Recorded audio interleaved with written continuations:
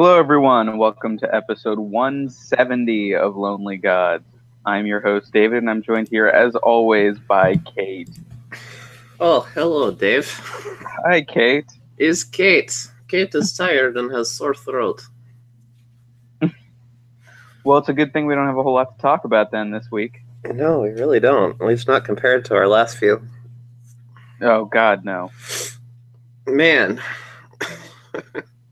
So do we have any Doctor Who news? Yes, we have big news for people who are tightwads like me. Hmm.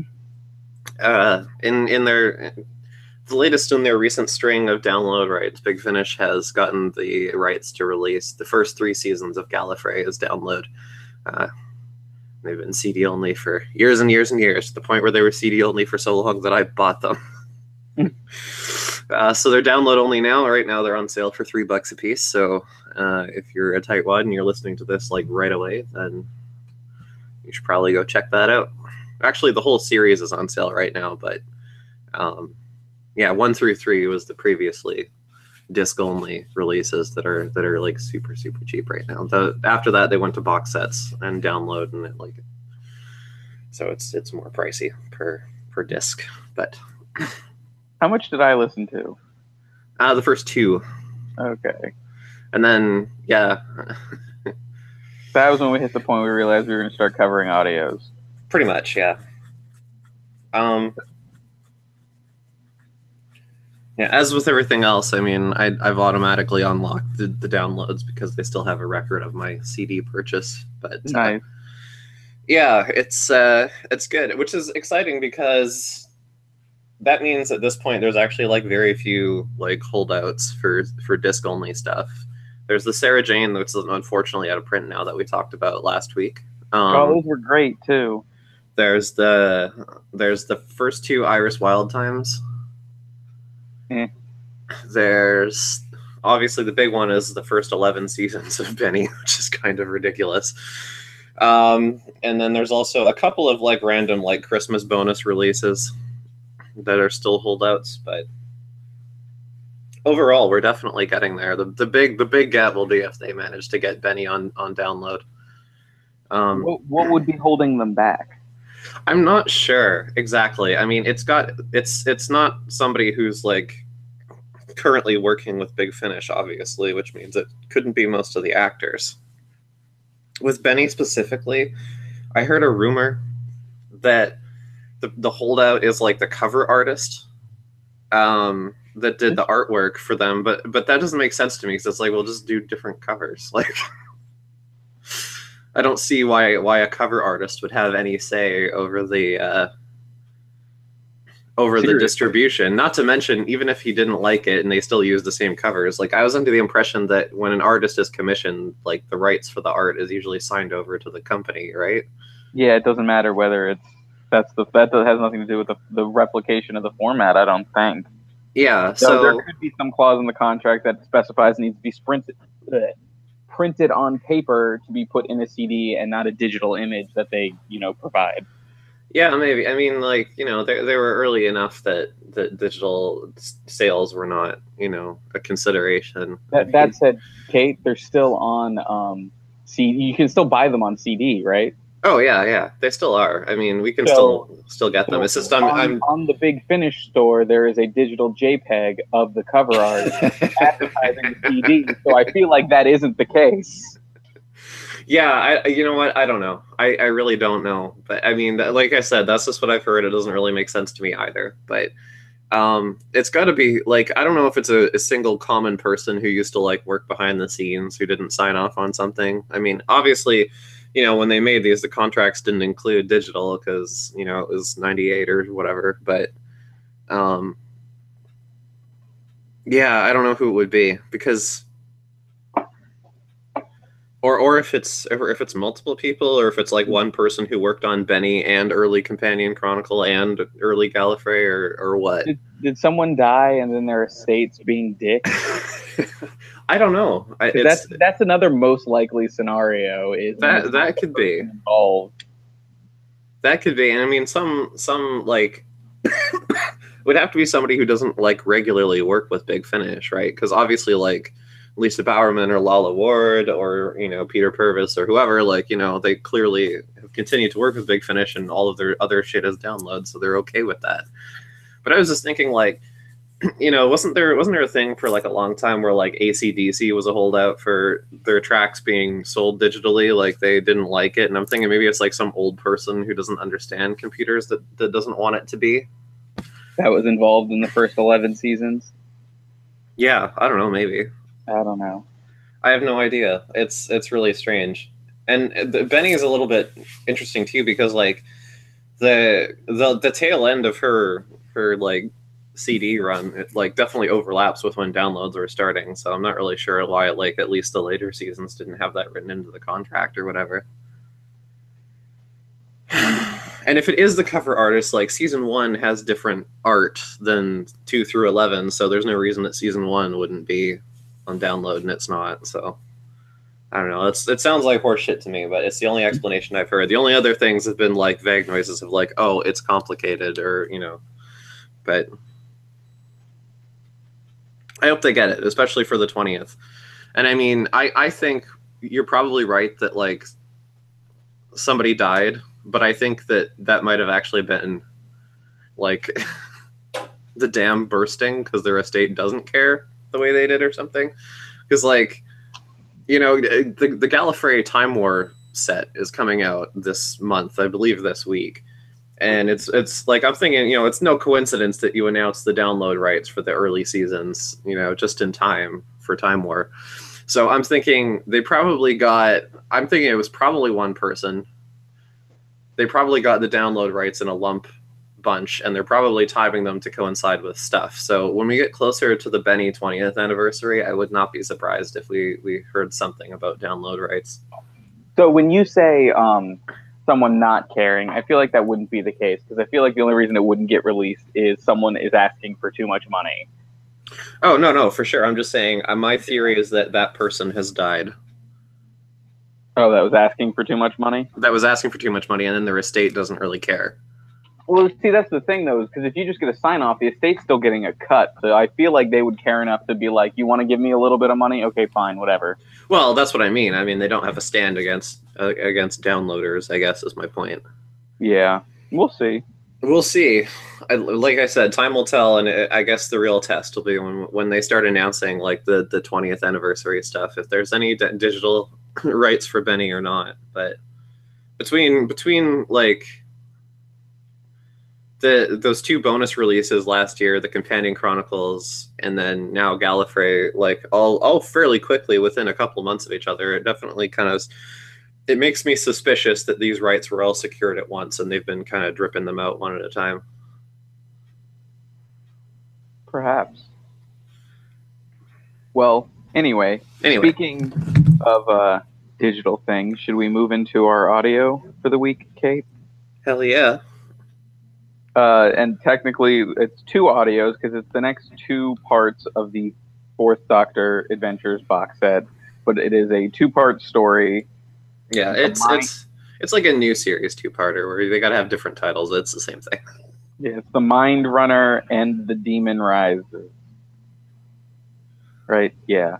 Yeah. Mm-hmm. Kate, I'm gonna need you to recap this one because this story is very confusing. Oh, Christ on a bike. There's a lot. It's really my main. I don't have a lot of complaints about this 2-parter, but my main complaint is there's too fucking much going on. I mean, it made sense to me when I listened to it, but now being asked to summarize it, it's like, oh boy. Yeah.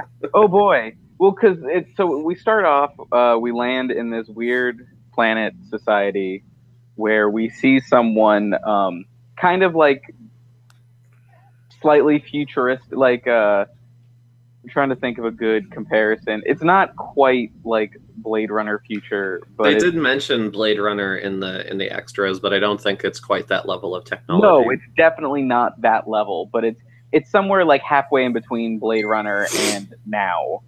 But basically, we see someone basically fighting a ghost and falling in front of a train and being killed. Yeah, yeah, and there's a group of people in this world called Mind Runners, and they play games as fast as they can. No, but like they what they do is they use technology to like leap into other people's minds. They don't possess them; they just kind of ride along and see what they're doing, and it's apparently something of an addictive hobby. Basically, it's being a nosy spy pants. If you've ever seen the movie Overdrawn at the Memory Bank, it's that, but with people instead of just animals.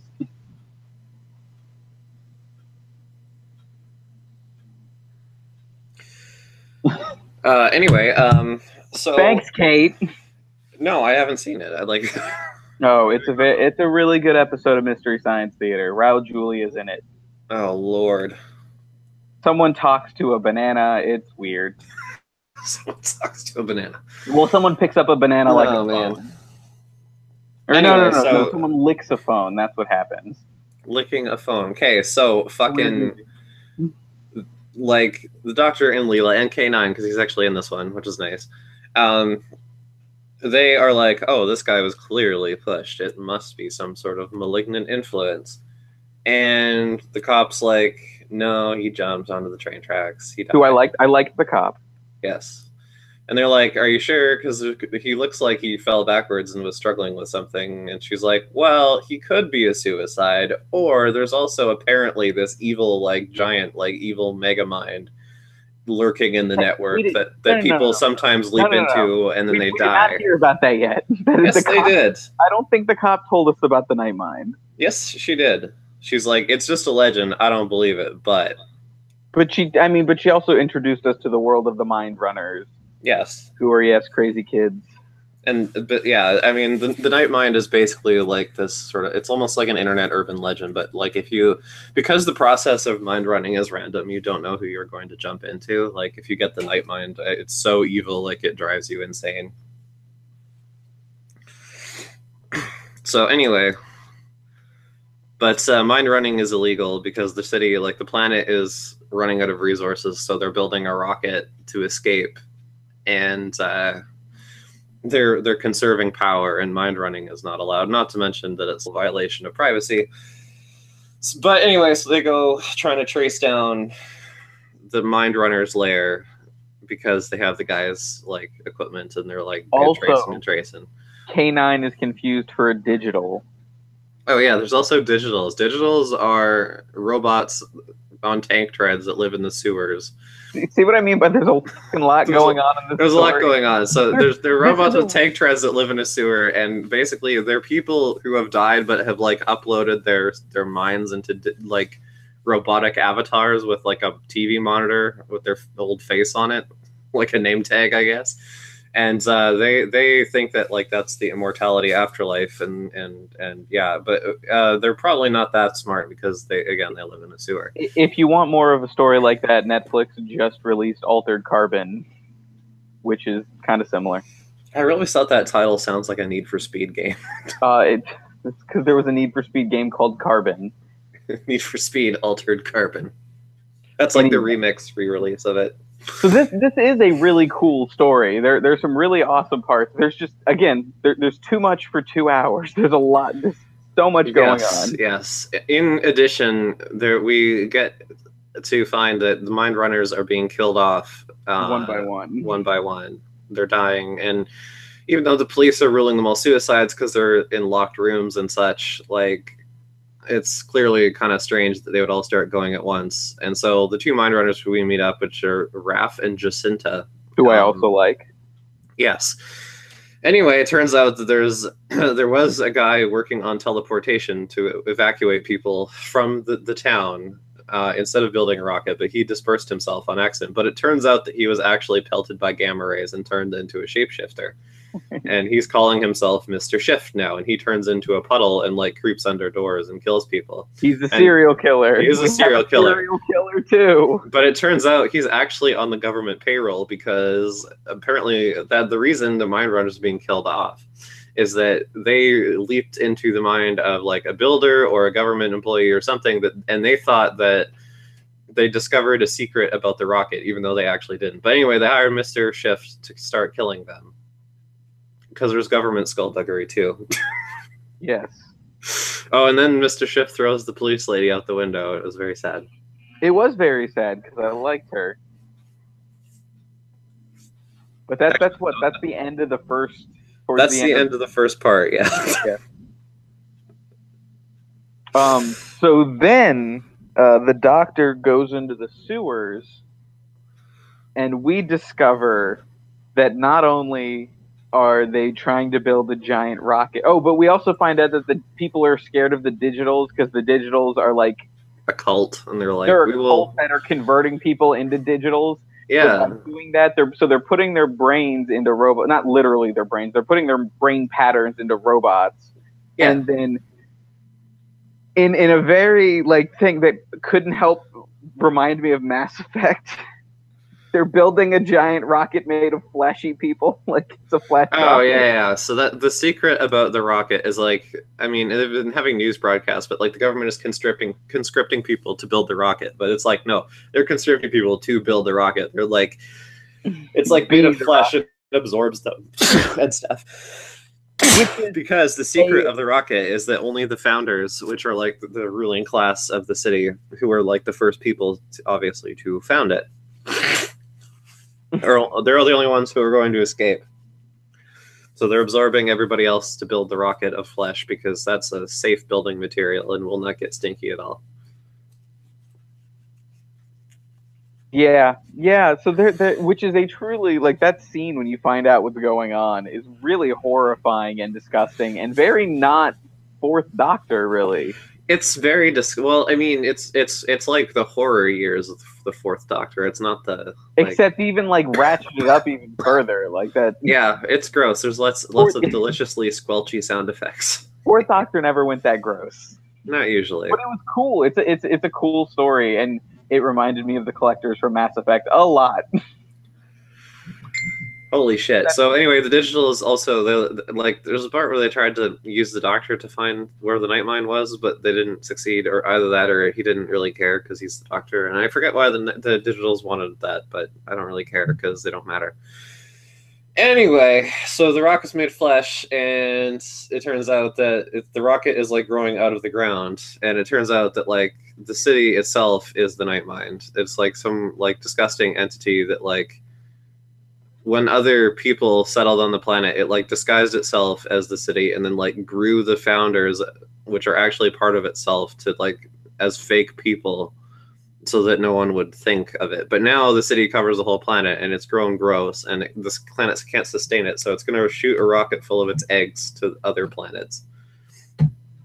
And the Doctor's upset about that because he doesn't like that sort of thing. Well, this part reminded me. What was the Doctor Who story with the Styrofoam City that they poured the Exelons? Yeah, yes, they reminded me because the city was alive.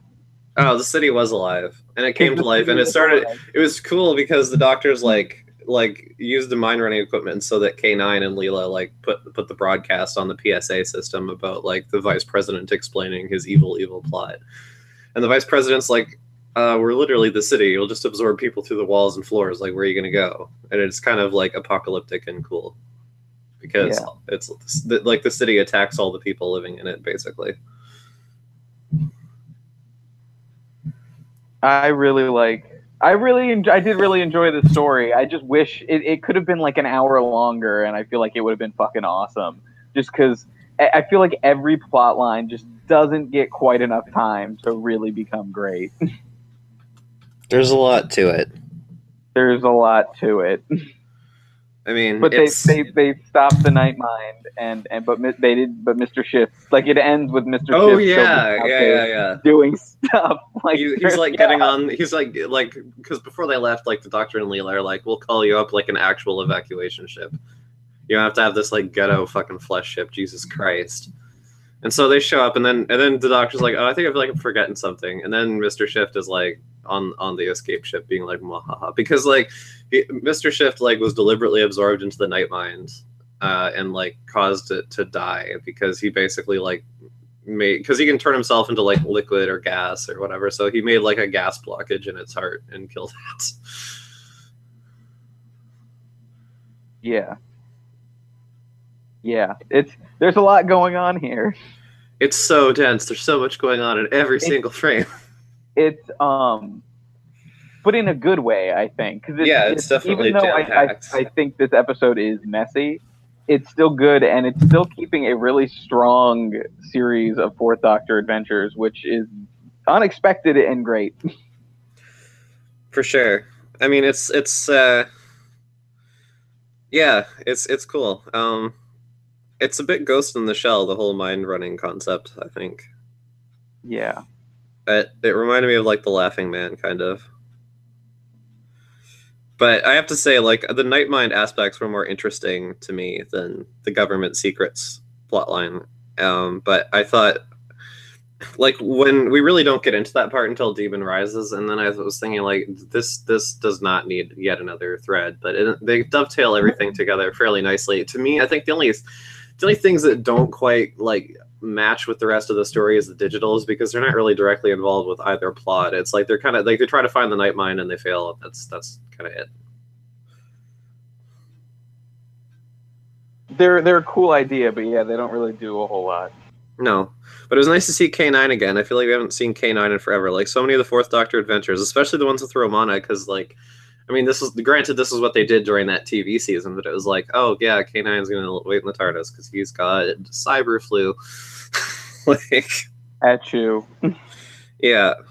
So, but I mean, what do you think of the box set overall? I think it was personally, I Good. think quite a strong first half. Probably the one. If I mean, I know we need a full season since this is the first time we're doing the box sets. But if like it keeps this up, this may be the best. No, this probably will be the best season, just because they're so like we've gotten great Fourth Doctor adventures before, but as we've discussed many times, the common factor is most of them are just very mediocre. Yeah, they're very average, and I think not that good, not bad, just they're fine.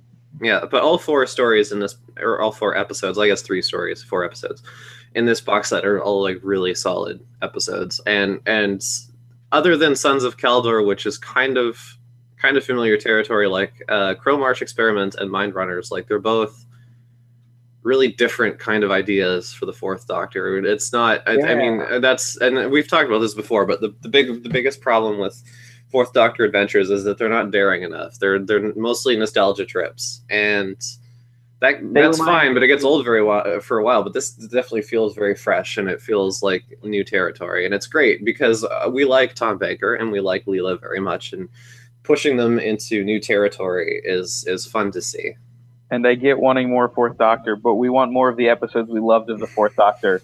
Not the ones we don't remember, because we remember the good ones and the bad ones, not the ones that are fine. Yeah, make more bad Fourth Doctor adventures. So don't do that. I'm saying we want the good ones, the ones we like. Mm-hmm.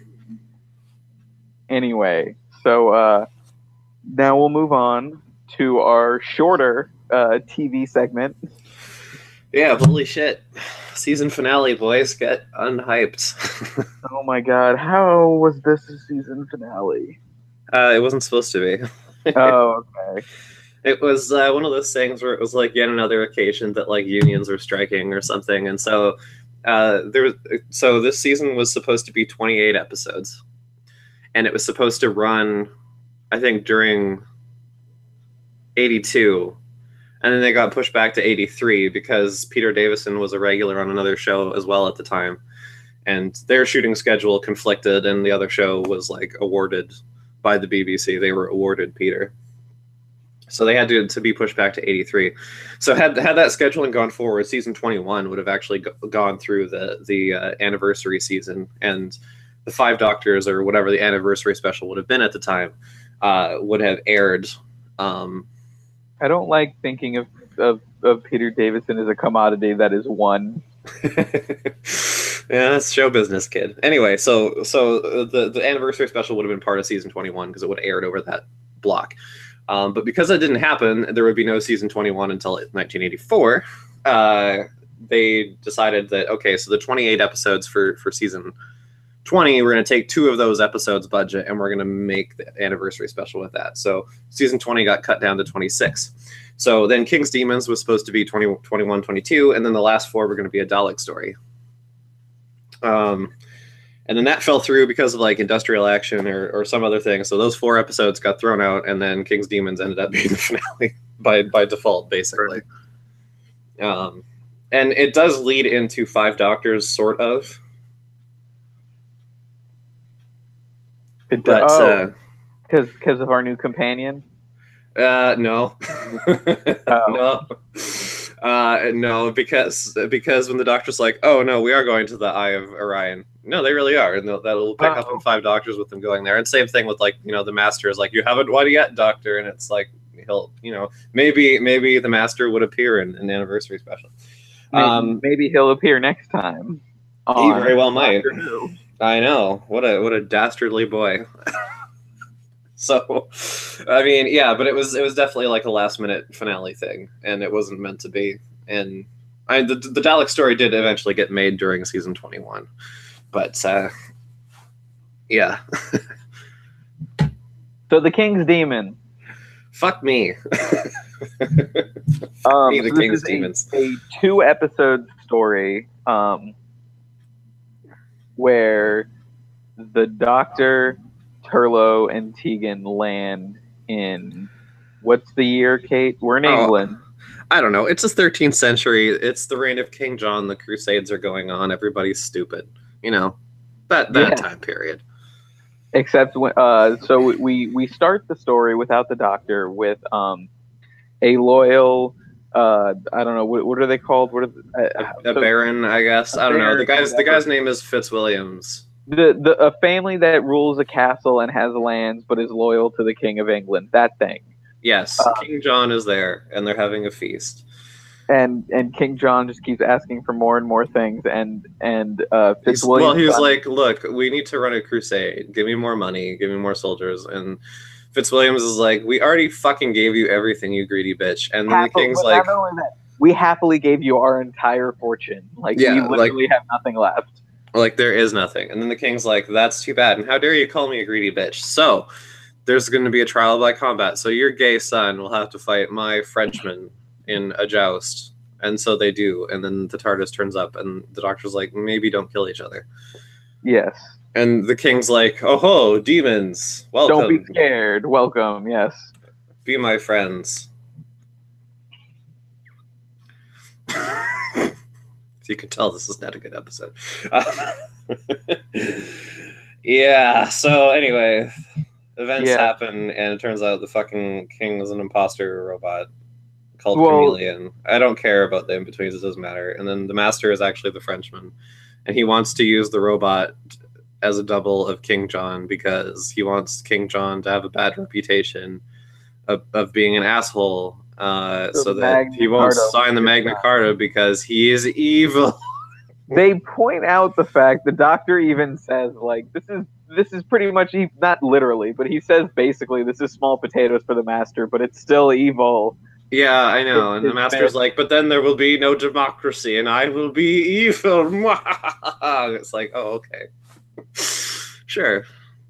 But yeah, the Master is secretly the Frenchman, and he does sword fight with the Doctor. And the only good part of the episode, the two of them sword fight, which it's always fun to see the Doctor do that.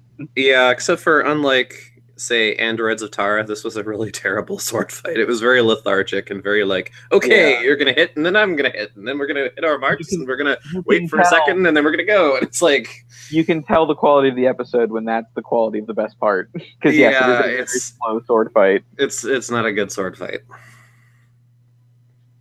Which is sad, because Peter Davison should get a cool sword fight. Yeah, well, I mean, Pertwee and Tom did, so. Yeah. Also, I thought of something. Yeah. That, you know, it doesn't make sense when you see castles on TV and like in shows like this, because if the shows were supposed to be in the time they were set, the castle wouldn't look like it was worn down for 1,000 years. Well, I mean, you are right. Although in this case, the fact that they just gave like literally all their money, and maybe they don't have money for maintenance, I don't know. Also, the ending to this is really lame and rushed because the solution is just like the Doctor just kind of steals Chameleon. and buggers off, and the master's like, "Aha, you haven't won yet," but he has, and then the episode's over. So. And then they're like, "Oh, let's keep Chameleon aboard," and Chameleon's like, "Yes, I will be your new companion." The end is a total fucking mess. Yeah, it's because Chameleon does have a mind of his own, as he continues to insist. However, he's susceptible to psychic influence. So yeah, but whatever, we stole him. He's ours now, I guess. And that I guess foils the plot and resolves the situation. The master fucks off, cackling. Well, and it doesn't help that it's not their fault since we're listening to the audios. But right after we just got that awesome, similarly time set ancient London history story, we get this where the actual people of the time period are total fucking blithering idiots. Wait, ancient London time history. When was that? The what was it? Queen of Media or whatever. Oh, Lady of Mercia. Lady of Mercia, that's what it was. Yeah, well, that was well before this, though. It was like before this. They got dumber in the intervening. Yeah, they got dumber because literally all it takes is a barely competent argument to sway these people over who's evil and who isn't. Yeah, so this is a bad episode, and I don't recommend it. No. I mean, if you want to know where the weird robot comes from, I guess. Okay, but the thing is the weird robot was a shitty prop that didn't work. And it was something. I kind of like the look of it, but yeah, it clearly. Oh no, the design is fine, but he doesn't work. And it was something that like John Nathan Turner wanted to have a new robot on the show because everybody loved K9, and he's like, and so he saw this flyer for some like robotics company that had Chameleon. Like Chameleon was a thing that existed before Doctor Who. It was just like some company built him and was like advertising him, and he's like, we'll have that on the show. And Eric Sayward, who's a script editor, and Peter Davison were both like, this is stupid and it's not going to work. And John Nathan Turner's like, whatever, it's great. And so they brought the robot on the show, and he was like activated by sound, and he had like programming played on a tape to like his movement and stuff. And for the most part, it didn't work because it's the 80s, and a working robot in the 80s is not feasible, especially not on a Doctor Who budget. Also, can I just say that when this episode started, I realized that, we're clearly in the fucking 80s because of Tegan's shirt. Oh, Jesus Christ, yes. And the robot, yeah. And the robot. The robot does not work. The robot's a bad thing. So, I mean, it's not a working robot. And yeah, some people count Chameleon as a companion, but I don't, because after this, like, they very quickly realized the robot wasn't feasible, so he does not appear again until his last story, which is like well into towards the end of season 21. Well, he's in the 5 Doctors. Not really, no. Okay, we'll see. Yeah, no, they shot a scene for The Awakening, and then they cut it, and so the next time he turned up was Planet of Fire, which is when they got rid of him. So I don't know what he's been doing this whole time. I guess he just kind of like stands in the corner and doesn't say anything, or they like put him in a closet. But yeah, the robot prop didn't work. And the stupid thing about that is because like it was a monumentally stupid idea, but sometimes you can't fight the producer, you know? Yeah. But they wrote into the script that he can change his form to appear like any person. So why would you not just hire a person? What I figured they would do, like he would change, I figured he'd change into multiple people. Yeah, no, they just kept trying to make the prop work and it didn't. So they kept cutting it from every fucking script until they finally just got rid of it. And it's just like, it's yes, obviously it was an obvious problem that anyone with a brain could see coming, but it also had an obvious solution, which is hire a guy and just have him be Chameleon. And of course, neither of those obvious decisions were made.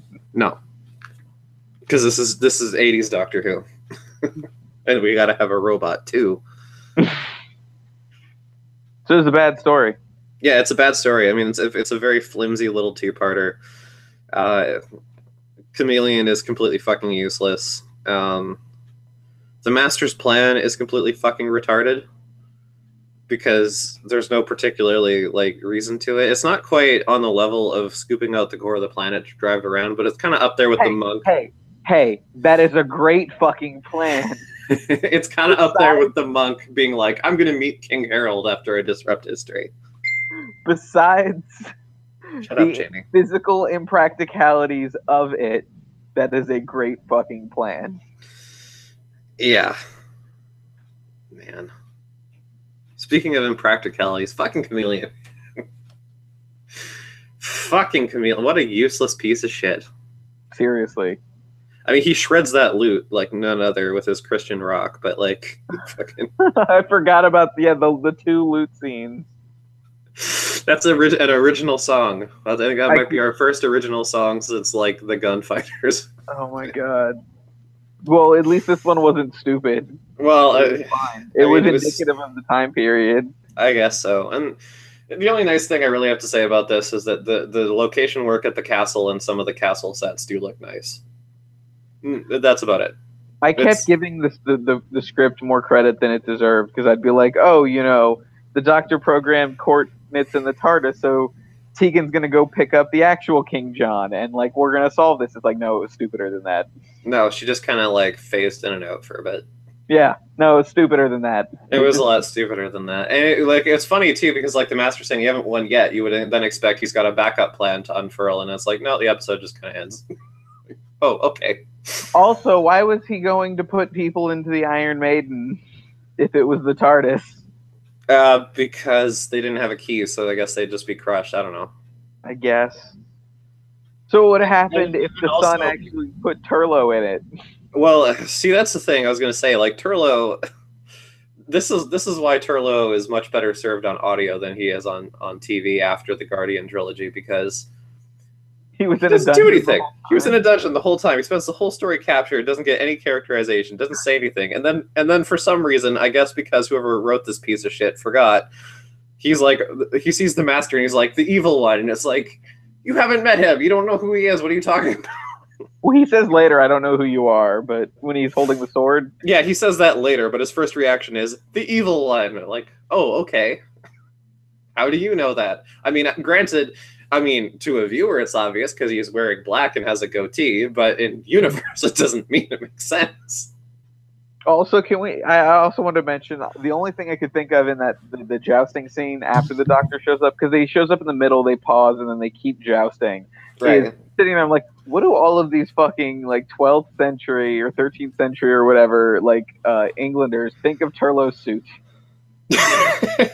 I was more concerned about Tegan's fucking shirt. And Tegan's another person, like, we love her. We love Tegan. We do, but like she's in this story, all she does is complain about being cold and spends the entire story following the Doctor around wrapped in a blanket.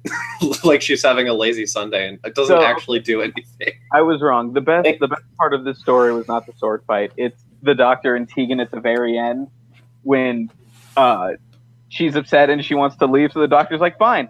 Like, he's calling her bluff. He's like, I'm going to take you home. And he programs the TARDIS, and he's like, you're going to go home? That's clearly what you want. And Turlo's like, hey, remember when I asked you to take me to my planet like 100 years ago? And he's like, shut up, Turlo. That was like, no, it was like last time on TV. Yeah, I know, but in context with Big Finish, it's kind of funny because it's like, hey, remember that? Yeah. And even on TV, spoilers, it's going to be quite a long time before Turlo gets his wish. But the Doctor's like, I was going to show you, you know, the heart of Orion, and and Turlo's like, I've seen it, it's beautiful, and he's like, but no, I'm going to take you home, and she's like, no, fine, I want to stay, please don't take me home, and the Doctor's like, fine, and he just like goes to walk away, and Tegan says, well, shouldn't you change the coordinates in the TARDIS? He's like, no, they're going towards Orion. Because he knew she didn't want to go home. Yeah, it was fun. It was fun, but yeah, I mean that's the reason, and I was kind of like, I don't know, sitting on that during the old Nissa arc, but the reason that it's fine that even though we were supposed to be going to Turlo's planet, we don't, is the fact that even on TV we're supposed to be going to Turlo's planet and we don't. So yeah. It makes sense, but yeah, what a piece of shit. Technically, we ended up near Turlo's planet in the audios. That's true. We got closer than we did on TV so far, but fucking hell. Yeah, that sucked. Fucking fuckity hell. Holy flim jam. And it's funny because I hadn't seen it when you told me it was bad. Oh, I'm sorry. I didn't mean to spoil the experience for you. You didn't, and I was watching it, and I'm like, I'm just sitting here. I'm like, this is so fucking boring. What is the point? And then you get to the end of the story, and you're like, I don't understand. I barely like. I understand what happened. I get it, but I don't get why. It felt like it was written in a rush. I mean, it probably was. If it was only meant to be a little two-parter that would, link between the Guardian trilogy and the Daleks, then I mean, it probably did have to undergo some rewrites to turn into the finale, so it could lead into Five Doctors. But So I that's mean, next time. that is next time, and fucking chameleon. Fucking chameleon. And the Five Doctors is interesting too, because technically it's 2 episodes, but the first episode's like 45 minutes, and the second episode's like 50 something. It's just a single special. I have it divided up. Oh well, the DVDs it's just a single special. I'm pretty sure. I think. I mean, because it aired just as one thing, so the DVDs have it that way. And then Well, you say that, but a lot of shows start their seasons with 2-hour premieres that are still technically 2 episodes. Yeah, but they're usually still one thing on DVD though. Anyway, arguments about parts aside, yeah, the Five Doctors also does have an extended edition on the DVD. So anyway, in case you couldn't tell, next week. Five Doctors. Next week, our TV special, The Five Doctors, the 20th anniversary special, and we're only 35 years late. Are you excited? Yes. You're mostly just excited so you can watch riff tracks, I assume. It's not out yet. Oh, okay. Because it was a live show, so they haven't released the recording yet. Yes, and because it's a light week, I guess we're also gonna take a swing at a Fourth Doctor short trip called A Full Life, which was out in time for us to do a lot earlier, but it had to do with Adric, and I wasn't sure if it would be spoilery or not, so I held it back, and then I forgot about it. So we can do that this week because there's nothing else going on. So A Full Life and the Five Doctors. Enjoy that. Damn it, Kate, why did you have to give us an Adric story? You know, it's gotten critical acclaim, and we thought the Adric audios were okay. Come on. Not the one where he's a crazy monkey man in the woods. Okay, that's not even actual Adric though. That's when he was the fucking Scorpion King. That doesn't count. Bullshit fan fiction. That's so gay. Don't even. Anyway. It's all I can think of when I think of the Adric's one good moment when he sacrifices himself in that fucking awesome scene, and then I think of him going insane on the planet. I always think of his. I always think of him in Kinda trying to escape in that mech, and it's just. It's like shaking itself apart because he can't drive for shit. He's just screaming, like, "Doctor, help me!" It's like, this is your own doing. Like, nothing is happening to you other than you being a terrible driver. Like, or when he decided to become a vampire because it seemed like the easier way out. What a shitbrick! That was only his second story. Oh, I guess I'll be a vampire. Okay. What kind of hero is like the Dark Lord of the Vampires is like, yes, join me and we'll fight the Time Lords? And he's like, okay. Sure, why not? Like, Jesus fuck. God damn it, Adric. Oh man, I wish we had just gotten Turlo instead. Yeah, that would have been better. Anyway. Well, we wouldn't have these great moments where we can laugh. That is true. That's one thing that, Adric will always, he's brought us the laughter, and you can't put a price on that. No, you can't. Which is why I'm a little bit worried about the future of the Fifth Doctor audios in the monthlies, because the fucking, like, the last two, well, I mean, the trilogy last year, which we've listened to, and then this year's trilogy are both, Nyssa, Tegan, and Adric, and I kind of hope it doesn't turn into an old Nyssa thing where they do like 100 years worth of audios with him, because I don't really like him. He's better in the audios, but I still don't like the character. No, At not the at very all. least, I just hope there's more like variety for Five, and that he gets, different stuff. Although his '80s unit story that's upcoming doesn't have any companions, so Would be like practicality aside if all of a sudden we got a Dodo audio and it was like, wait, what? Why? Don't do that. well, a lot of people felt the same way about Tegan, so Yeah, but Tegan's great. Tegan got good on the. I'm still defending the fact that I like Tegan on the TV show too. Like the TV show is what won me over with Tegan, and then I loved her in the audios that happened later. some people just don't like Sass.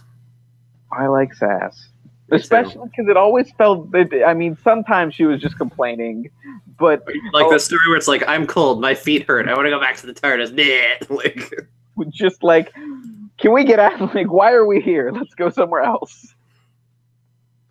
yeah. Well, I mean, if it's done right, that's fine. Because sometimes it's like, yeah, this does suck. What are we doing here?